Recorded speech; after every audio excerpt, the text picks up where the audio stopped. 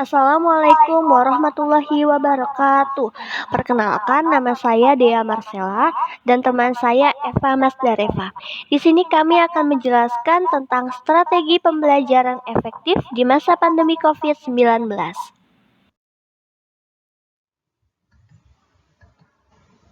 Sebelum membahas strategi pembelajaran efektif di masa pandemi COVID-19, yuk kita cari tahu dulu apa sih COVID-19 itu? COVID-19 adalah penyakit menular yang disebabkan oleh virus. Virus ini dapat menyerang siapa saja, mulai dari lansia, orang dewasa, anak-anak, bayi, sampai ibu hamil dan ibu menyusui. Penderitanya mengalami demam, batuk kering, dan kesulitan bernafas.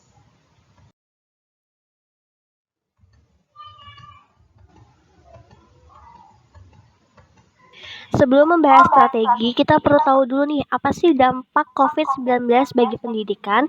Yang pertama ada pembelajaran dilakukan jarak jauh, baik dilakukan di rumah ataupun di tempat lainnya.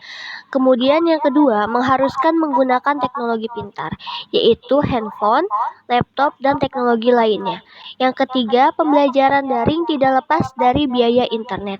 Dengan menggunakan teknologi, tentunya untuk melaksanakan pembelajaran kita memerlukan internet dan biaya internet itu tidak murah. Kemudian yang keempat, rendahnya pengetahuan tentang teknologi. Tidak semua orang mengetahui bagaimana cara menggunakan teknologi sehingga hal tersebut menjadi salah satu kelemahan diadakannya proses pembelajaran jarak jauh. Kemudian yang terakhir, kurangnya interaksi antara guru dan siswa. Dengan pembelajaran jarak jauh ini, tentunya interaksi antara guru dan siswa semakin minim, baik dalam pembelajaran ataupun hal lainnya.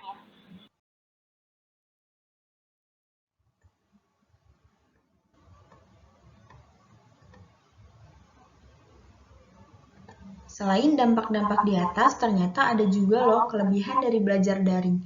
Yang pertama, akses bisa lebih mudah.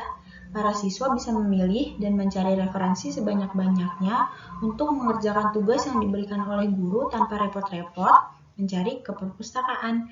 Yang kedua, biaya terjangkau. Biaya untuk kuota internet masih lebih murah dibandingkan ketika siswa harus ikut les atau bimbel. Yang ketiga, waktu lebih fleksibel. Waktu yang lebih fleksibel untuk belajar adalah salah satu kelebihan pembelajaran daring. Siswa bisa mengulang pelajaran kapan saja tanpa dibatasi dengan jam sekolah. Yang keempat, memperluas wawasan. Cukup banyak materi yang ada di e-book belum tersedia dalam bentuk cetaknya, sehingga siswa bisa mendapatkan materi yang lebih luas daripada membaca buku cetak seperti biasanya.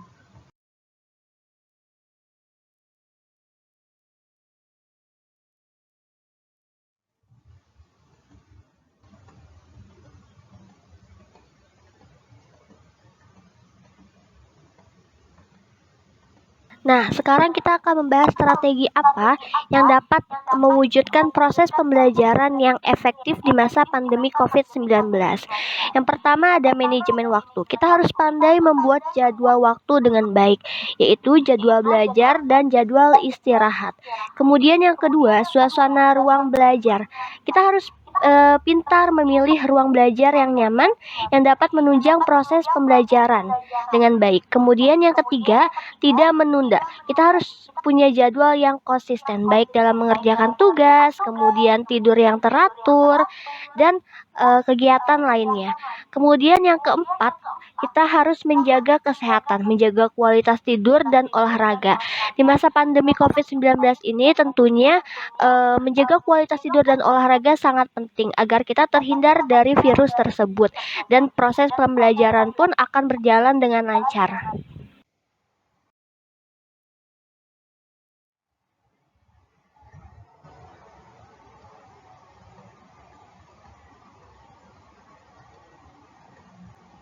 Strategi pemerintah untuk mewujudkan pembelajaran yang efektif.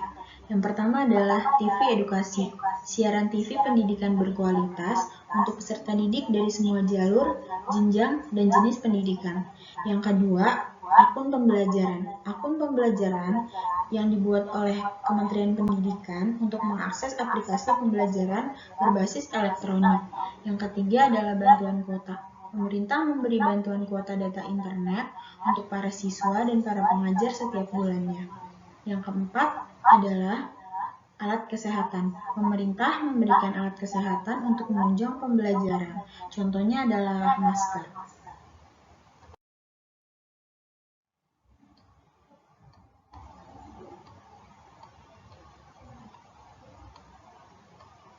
Dalam proses pembelajaran jarak jauh ini, tentunya keseharian kita tidak luput dari yang namanya teknologi. Lantas, teknologi apa sih yang biasanya digunakan untuk menunjang proses pembelajaran? Yang pertama ada handphone. Handphone merupakan alat yang sering digunakan dalam proses pembelajaran. Bisa dipastikan semua orang memiliki handphone. Kemudian yang kedua adalah laptop. Laptop juga menjadi salah satu penunjang proses belajar. Dan yang tak kalah pentingnya yaitu internet. Internet untuk menjalankan proses pembelajaran baik dari handphone ataupun dari laptop.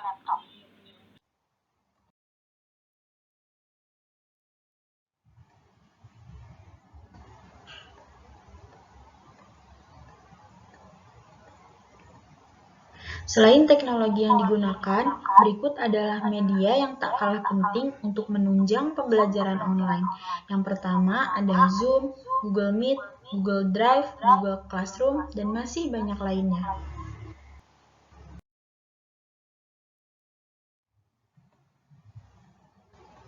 Dari beberapa hal yang tadi kita jelaskan, kemudian apa sih yang harus diperhatikan oleh guru dan murid?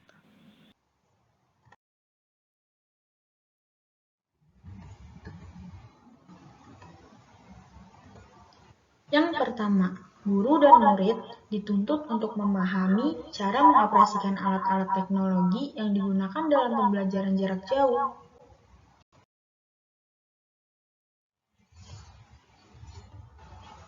Yang kedua, guru dapat membagi kelas menjadi kelompok belajar yang lebih kecil untuk melakukan diskusi.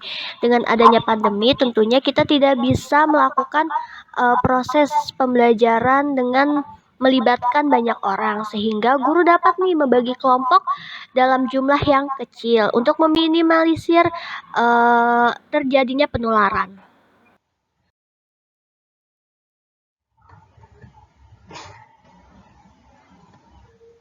Yang ketiga, guru dapat mengalokasikan waktunya untuk mengajar murid-murid yang tertinggal atau kurang memahami sesi pelajaran.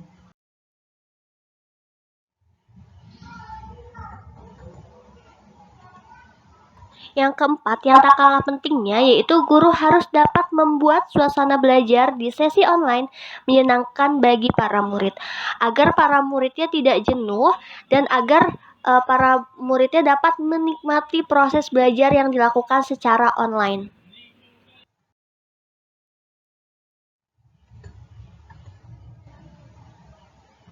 Dan yang kelima, yang paling penting, guru harus tetap berkoordinasi dengan pihak orang tua dalam pemantauan proses pembelajaran. Dengan begitu, tujuan dari pembelajaran dapat tercapai dengan baik.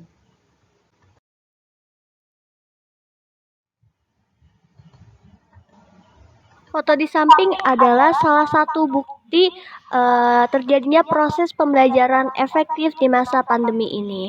Jadi, bagi kalian, para murid, para mahasiswa jangan berkecil hati dengan diadakannya pembelajaran jarak jauh, karena meskipun demikian, kita masih bisa melakukan proses pembelajaran dengan baik dan memahami materi dengan baik.